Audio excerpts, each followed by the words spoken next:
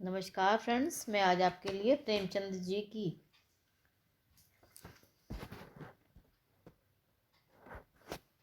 नमस्कार फ्रेंड्स मैं आज आपके लिए मुंशी प्रेमचंद जी की एक उत्कृष्ट कहानी सौत लेकर आई हूँ। तो शुरू करते हैं कहानी सौत। पंडित देवदत्त जी का विवाह हुए बहुत दिन हुए पर उनकी संतान न हुई। जब तक उनके माँ बाप जीवित रहे तब तक वे उनसे सदा दूसरा विवाह करने के लिए आग्रह किया करते थे, पर वे राजी न हुए।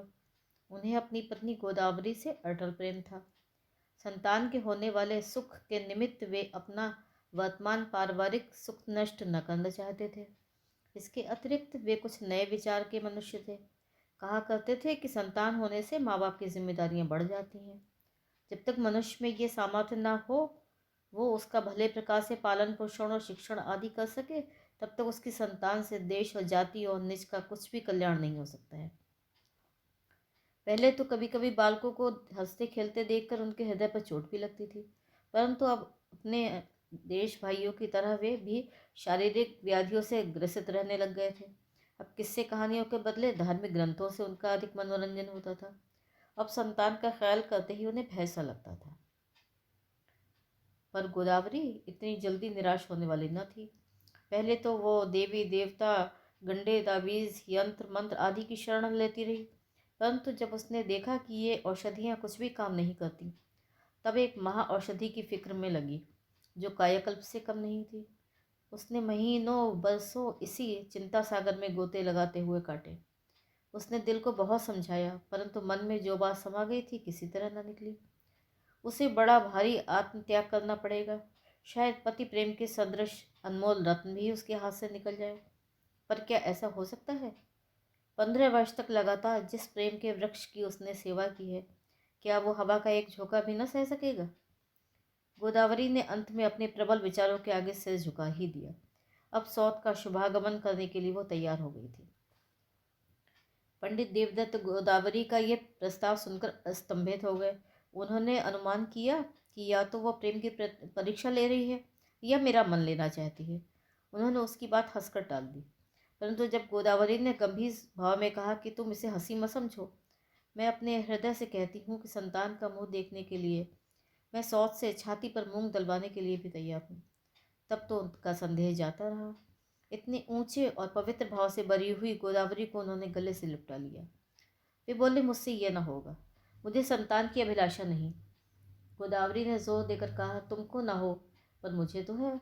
अगर अपनी खातिर से नहीं तो तुम्हें मेरी खातिर तो ये काम करना ही पड़ेगा। पंडित जी सरल स्वभाव के आदमी थे। हामी तो उन्होंने ना भरी, पर बार बार कहने पर वे कुछ कुछ राजी अवश्य हो गए। उस तरफ से इसी बात की देर थी। पंडित जी को कुछ भी परिश्रम न करना पड़ा। गोदावरी की कार्यकुशलता ने सब काम उनके लिए सुलभ कर दिया। उसने इस काम के लिए अपने पास से केवल रुपए ही नहीं निकाले, किंतु अपने कपड़े और गहने भी अर्पण कर दिए। लोक निंदा का भय इस मार्ग में सबसे बड़ा कांटा था। देवदत्त मन में विचार करने लगे कि जब मैं मौज सजाकर चलूंगा तब लोग मुझे क्या कहेंगे।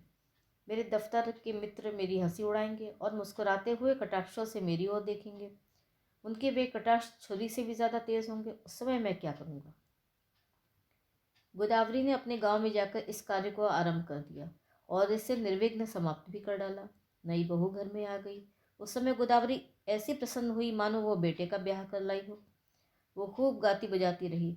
उसे क्या मालूम था कि शीघ्र ही उसे इस गाने के बदले रोना पड़ेगा। कई मास बीत गए। गोदावरी अपनी सौत पर इस तरह शासन करती थी मानो वो उसकी सास हो। तथापि वो ये बात भी कदापि न भूलती थी कि वास्तव में उसकी सास नहीं है। उधर गोमती को अपनी स्थिति का पूरा ख्याल था। इसी कारण सास के शासन की तरह कठोर न रहने पर भी गोदावरी का शासन उसे अप्रिय होता था। उसे अपनी छोटी मोटी ज़रूरतों के लिए भी गोदावरी से कहते हुए संकोच होता था।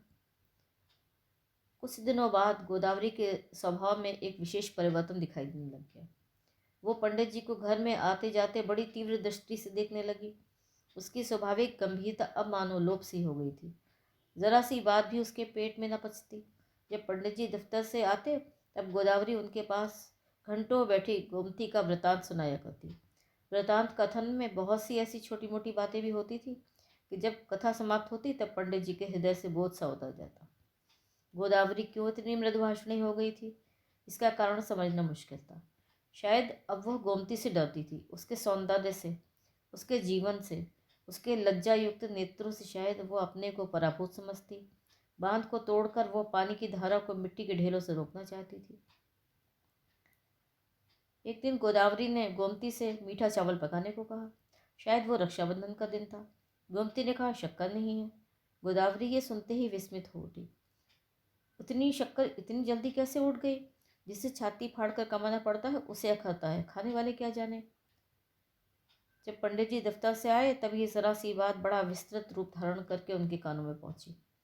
थोड़ी देर के लिए पंडित जी के दिल में भी ये शंका हुई कि गोमती को कहीं भस्मक रोग तो नहीं हो गया। ऐसी ही घटना एक बार फिर हुई। पंडित जी को बवासीर की शिकायत थी। लाल मिर्च वो बिल्कुल न खाते थे। गोदावरी जब रसोई बनाती थी तब वो लाल मिर्च रसोई घर में लाती ही न थी। गोमती ने एक दिन दाल मसाले के साथ थोड़ी सी लाल मिर्च भी डाल दी। पंडित जी ने दाल कम खाई, पर गोदावरी गोमती के पीछे पड़ गई। ऐंठ कर वो बोली, ऐसी जीभ जल क्यों नहीं जाती? पंडित जी बड़े ही सीधे साधे आदमी थे। दफ्तर से आए, खाना खाया, पढ़कर सो रहे। वे एक साप्ताहिक पत्र मंगाते थे। उसे कभी कभी महीनों खोलने की नौबत न आती थी। जिस काम में ज़रा भी कष्ट या परिश्रम होता उससे वे कोसों दूर भागते। कभी उनके दफ्तर में थिएटर के पास मुफ्त मिला करते थे, पर पंडित जी उनसे कभी काम नहीं लेते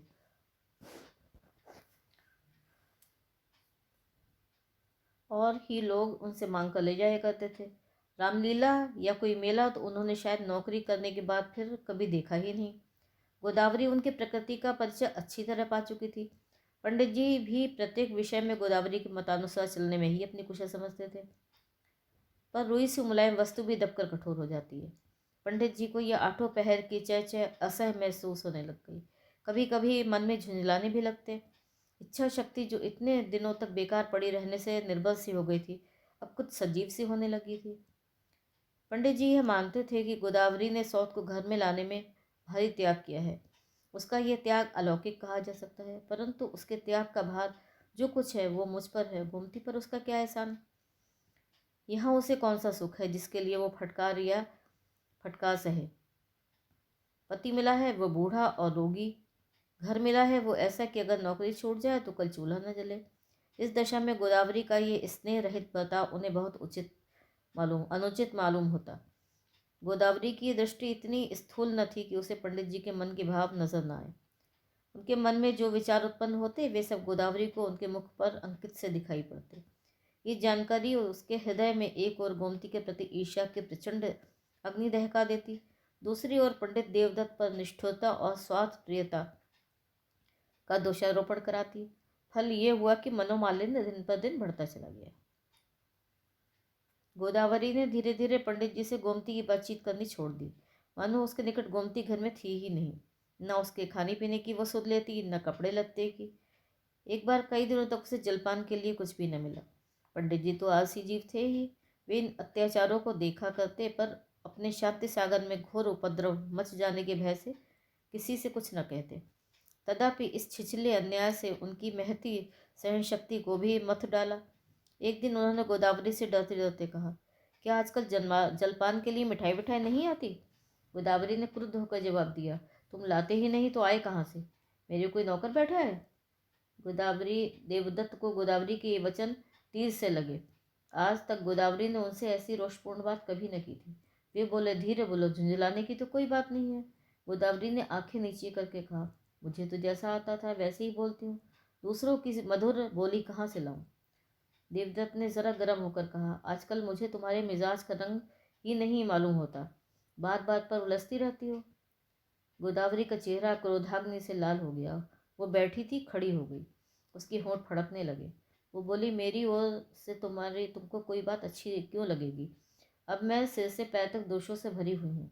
अब और लोग तुम्हारे मन का काम करेंगे, मुझसे नहीं हो सकता। ये लो संदूक की कुंजी, अपने रुपए पैसे संभालो। ये रोज रोज की झंझट मेरे मन की नहीं है। जब तक निभाया, अब नहीं निभा सकती। पंडित देवदत्त मानो मूर्छित से हो गए। जिस शांति भंग का उन्हें भय था उसने अत्यंत भयंकर रूप धारण करके घर में प्रवेश किया। वो कुछ भी न बोल सके। इस समय उनके बोलने से बात अधिक बढ़ जाने का भय था। वो बाहर चले आए और सोचने लगे कि मैंने गोदावरी के साथ कौन सा अनुचित व्यवहार किया है। उनके ध्यान में आया कि गोदावरी के हाथ से निकलकर घर का प्रबंध कैसे हो पाएगा। इस छोटी सी आमदनी में वो न जाने किस प्रकार काम चलाती थी, क्या क्या उपाय करती थी। हम न जाने राम नारायण कैसे बेड़ा पार लगाएंगे। उसे मनाना पड़ेगा, और हो ही क्या सकता है। गोमती भला क्या कर सकती है, सारा बोझ मेरे ही सिर पड़ेगा। मानेगी तो, पर मुश्किल से। परंतु पंडित जी की ये शुभकामनाएं निष्फल हुईं। संदूक की कुंजी विशाली नागिन की तरह वहीं आंगन में ज्यों की त्यों 3 दिन तक पड़ी रही। किसी को उसके निकट जाने का साहस न हुआ। चौथे दिन पंडित जी ने मानो जान पर खेलकर उस कुंजी को उठा लिया, और उस समय उन्हें ऐसा मालूम हुआ मानो किसी ने उनके सिर पर पहाड़ उठा कर रख दिया। आलसी आदमियों को अपने नियमित मार्ग से तिल भर भी हटना बड़ा कठिन महसूस होता है। यद्यपि पंडित जी जानते थे कि मैं अपने दफ्तर के कारण इस कार्य को संभालने में असमर्थ हूँ, तथापि उनसे इतनी ढिलाई न हो सकी कि वो कुंजी गोमती को दे दें। पर वो केवल दिखावा भर ही था। कुंजी उन्हीं के पास रहती थी, काम सब गोमती को करना पड़ता था। इस प्रकार गृहस्थी के शासन का अंतिम साधन भी गोदावरी के हाथ से निकल गया। गृहिणी के साथ जो मर्यादा और सम्मान था, वो भी गोदावरी के पास से उसी कुंजी के साथ चला गया। देखते देखते घर की मेहरी और पड़ोस की स्त्रियों के बर्ताव में भी बहुत अंतर पड़ गया। गोदावरी अब पदाच्युता रानी की तरह थी। उसका अधिकार अब केवल दूसरों की सहानुभूति पर ही रह गया था। गृहस्थी के कामकाज में परिवर्तन होते ही गोदावरी के स्वभाव में भी शोकजनक परिवर्तन हो गया। ईर्ष्या मन में रहने वाली वस्तु नहीं। आठों पहर पास पड़ोस में घरों में यही चर्चा होने लगी। देखा, दुनिया कैसे मतलब की है। बेचारे ने लड़ झगड़ कर ब्याह कराया, जानबूझकर अपने पैरों पर कुल्हाड़ी मारी, यहाँ तक कि अपने कपड़े गहने तक उतार दिए, और अब रोते रोते आंचल भीगता है। सौत तो सौत ही है, पति ने भी उसे आंखों से गिरा दिया। बस अब दासी की तरह घर में पड़ी पड़ी पेट जिलाया करे। ये जीना भी कोई जीना है। ये सहानुभूतिपूर्ण बात सुनकर गोदावरी की ईर्ष्याग्नि और भी प्रबल होती जाती। उसे इतना न सूझता था कि वह मौखिक संवेदनाएं अधिकांश में उस मनोविकार से पैदा हुई हैं जिससे मनुष्यों को हानि और दुख पर हंसने में विशेष आनंद आता है। गोदावरी को जिस बात का पूर्ण विश्वास और पंडित जी को जिसका बड़ा भय था, वह ना हुई। घर के कामकाज में कोई विघ्न बाधा, कोई रुकावट न पड़ी। हाँ, अनुभव न होने के कारण पंडित जी का प्रबंध गोदावरी के प्रबंध जैसा अच्छा न था। कुछ खर्च ज़्यादा पड़ जाता, पर काम अच्छी भांति चल जाता था। हाँ, गोदावरी जो गोमती के सभी काम दोषपूर्ण दिखाई देते थे। ईर्ष्या में अग्नि है, परंतु अग्नि का गुण उसमें नहीं। वो हृदय को फैलाने के बदले और भी संकीर्ण कर देती है। अब घर में कुछ हानि हो जाने से गोदावरी को दुख के बदले आनंद होता। बरसात के दिन थे, कई दिन तक सूर्य नारायण के दर्शन न हुए। संदूक में रखे हुए कपड़ों में फफूंदी लग गई, तेल के अचार बिगड़ गए। गोदावरी को ये सब देखकर रत्ती भर दुख न हुआ। हाँ, 2-4 जली कटी सुनाने का अवसर अवश्य मिल गया। मालकिन ही बनना आता है, पर मालकिन बनने का काम करना भी। पंडित देवदत्त की प्रकृति में भी अब नया रंग नजर आने लगा। जब तक गोदावरी अपनी कार्य परायणता से घर का सारा बोझ संभालती थी, तब तक उनको कभी किसी चीज़ की कमी न खली। यहाँ तक कि शाक भाजी के लिए भी उन्हें बाजार नहीं जाना पड़ता। पर अब गोदावरी उन्हें दिन में कई बार बाजार दौड़ते देखती। गृहस्थी का प्रबंध ठीक न रहने से बहुधा ज़रूरी चीज़ों के लिए बाजार ऐन वक्त पर जाना पड़ता। गोदावरी ये कौतुक देखती और सुना सुना कर कहती, यही महाराज हैं कि एक तिनका उठाने से के लिए भी ना उठते थे। अब देखती हूँ दिन में 10 दफ़े बाजार में खड़े रहते हैं। अब मैं इन्हें कभी ये कहते नहीं सुनती कि मेरे पढ़ने लिखने में हर्ज होगा। गोदावरी को इस बात का एक बार परिचय मिल चुका था कि पंडित जी बाजार हाट के काम में कुशल नहीं है। इसीलिए जब उसे कपड़े की ज़रूरत होती, तब वो अपने पड़ोस के एक बूढ़े लाला साहब से मंगवाया करती थी। पंडित जी को ये बात भूल सी गई थी कि गोदावरी को साड़ियों की ज़रूरत पड़ती है। उनके सिर से तो जितना बोझ कोई हटा दे उतना ही अच्छा था। खुद वे भी वही कपड़े पहनते थे जो गोदावरी मंगा कर उन्हें दे देती थी। पंडित जी को नए फैशन और नए नमूनों से कोई प्रयोजन न था, पर अब कपड़ों के लिए भी उन्हीं को बाजार जाना पड़ता था। एक बार गोमती के पास साड़ियाँ न थी। पंडित जी बाजार गए तो एक बहुत अच्छा सा जोड़ा उसके लिए ले आए। बजाज ने मनमाने दाम लिए। उधार सौदा लाने में पंडित जी जरा भी आगे पीछे न करते थे। गोमती ने वो जोड़ा गोदावरी को दिखाया। गोदावरी ने देखा और मुंह फेर कर रुखाई से बोली, भला तुमने उन्हें कपड़ा लाना तो सिखा दिया, मुझे तो 16 वर्ष बीत गए। उनके हाथ का लाया हुआ एक कपड़ा स्वप्न में भी पहनना नसीब न हुआ। ऐसी घटनाएं गोदावरी की ईर्ष्याग्नि को और भी प्रज्वलित कर देती थी। जब तक उसे ये विश्वास था कि पंडित जी स्वभाव से ही रूखे हैं, तब तक उसे संतोष था। परंतु अब उनकी ये नई नई तरंगें देखकर उसे मालूम हुआ कि जिस प्रीति को मैं सैकड़ों यत्न करके भी न पा सकी, उसे इस रमणी ने केवल अपने यौवन से जीत लिया। उसे अब निश्चय हुआ कि मैं जिसे सच्चा प्रेम समझ रही थी, वो वास्तव में कपटपूर्ण था, वो निरा स्वार्थ था। दैवयोग से इन्हीं दिनों गोमती बीमार पड़ी। उसमें उठने बैठने की शक्ति ना रही। गोदावरी रसोई बनाने लगी, पर उसे इसका निश्चय नहीं था कि गोमती वास्तव में बीमार है। उसे यही ख्याल था कि मुझसे खाना पकवाने के लिए ही दोनों प्राणियों ने ये स्वांग रचा है। पड़ोस की स्त्रियों से कहती कि लौंडी बनने में इतनी कसर रह गई थी, वो भी पूरी हो गई। पंडित जी को आजकल खाना खाते वक्त भागम भाग सी पड़ जाती थी। वे न जाने क्यों गोदावरी से एकांत में बातचीत करते डरते हैं। ना मालूम कैसी कठोर और हृदय विदारक बातें वो सुनाने लगी है। इसी से खाना खाते वक्त वे डरते थे कहीं उस भयंकर समय का आगमन न हो जाए। गोदावरी अपने तीव्र नेत्रों से उनके मन का भाव ताड़ जाती थी, पर मन ही मन अटकर रह जाती थी। एक दिन उससे न रहा गया। वो बोली, क्या मुझसे बोलने की भी मनाही कर दी गई है? देखती हूँ कहीं तो रात रात भर बातों का तार नहीं टूटता, पर मेरे सामने मुंह खोलने की भी कसम खाई है। घर का रंग ढंग देखते हो ना, अब तो काम तुम्हारे इच्छानुसार चल रहा है ना। पंडित जी ने सिर नीचा किए हुए उत्तर दिया, जैसे चलता है वैसे चलता है। उस फिक्र में क्या अपनी जान दे दूं? जब तुम चाहती हो कि घर मिट्टी में मिल जाए, तब फिर मेरा क्या वश है? इस पर गोदावरी ने बड़े कठोर वचन कहे। बात बढ़ गई। पंडित जी चौके पर से उठ आए। गोदावरी ने कसम दिलाकर उन्हें बिठाना चाहा, पर वे क्षण भर भी न रुके। तब उसने भी रसोई उठा दी। सारे घर को उपवास करना पड़ा।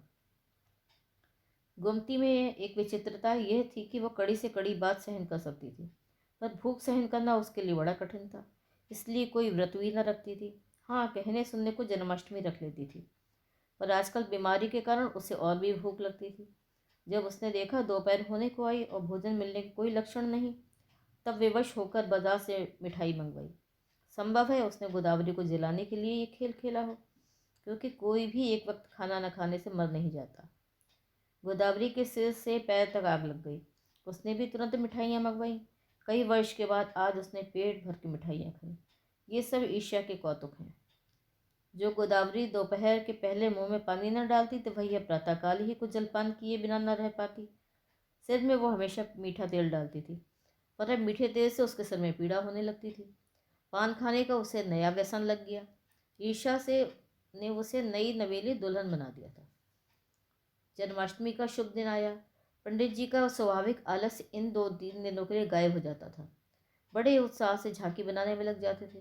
गोदावरी यह व्रत बिना जल के रखती थी, और पंडित जी तो कृष्ण के उपासक थे ही।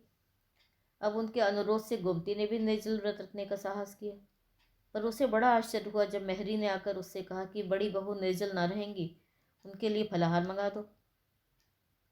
संध्या समय गोदावरी ने मान मंदिर जाने के लिए इक्के की फरमाइश की। गोमती को ये फरमाइश बुरी मालूम हुई। आज के दिन इक्को का किराया बहुत बढ़ जाता था। मान मंदिर कुछ दूर भी न था। इससे वो चिढ़कर बोली, व्यर्थ रुपया क्यों फेंका जाए? मंदिर कौन बड़ी दूर है? पाँव पाँव क्यों नहीं चली जाती? हुक्म चला देना तो सहज है, अखरता उसे है जो बैल की तरह कमाता है। 3 साल पहले गोमती ने इस तरह की बातें गोदावरी के मुँह से सुनी थी।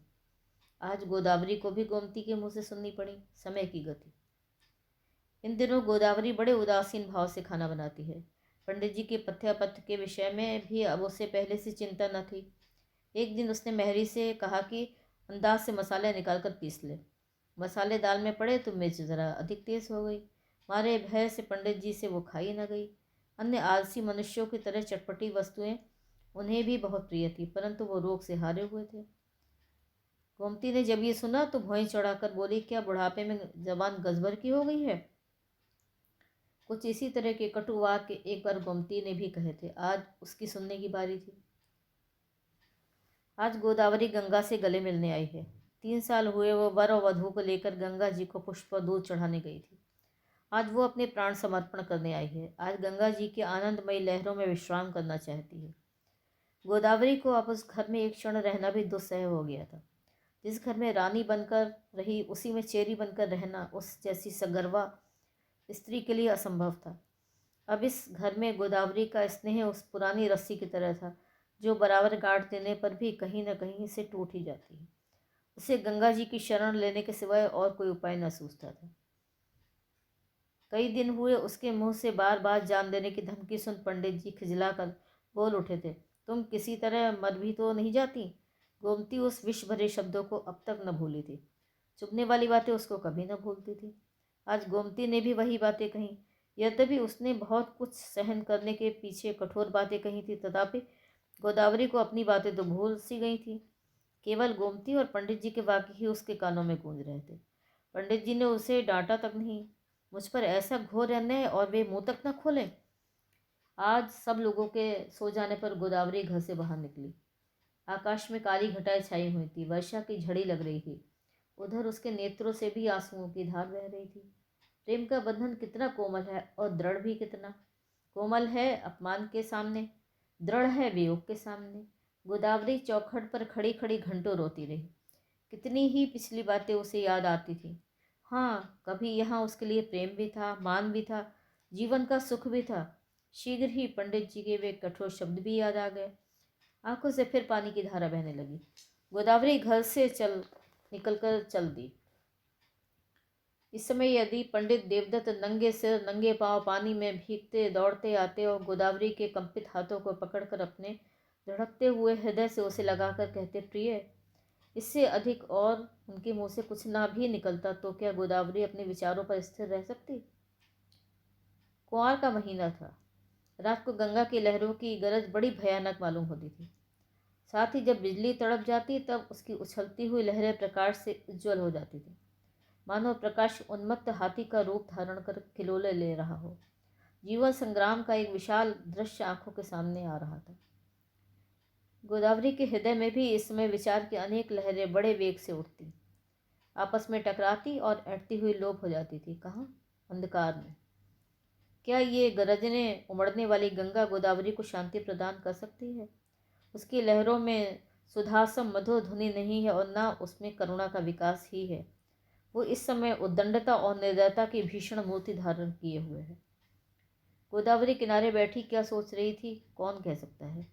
क्या अब उसे ये खटका नहीं था कि पंडित देवदत्त आते न होंगे? प्रेम का बंधन कितना मजबूत होता है। उसी अंधकार में ईर्ष्या, निष्ठुरता और नैराश्य की सताई हुई वो अबला गंगा की गोद में गिर पड़ी। लहरें झपटी और उसे निगल गई। सवेरा हुआ। गोदावरी घर में नहीं थी। उसकी चारपाई पर यह पत्र पड़ा हुआ था, स्वामिन, संसार में सिवाय आपके मेरा और कौन स्नेही था। मैंने अपना सर्वस्व आपके सुख की भेंट कर दिया। अब आपका सुख इसी में है कि मैं इस संसार से लोप हो जाऊं। इसीलिए प्राण आपकी भेंट है। मुझसे जो कुछ अपराध हुए हों क्षमा कर दीजिए। ईश्वर सदा आपको सुखी रखे। पंडित जी इस पत्र को देखते ही मूर्छित होकर गिर पड़े। गोमती रोने लगी।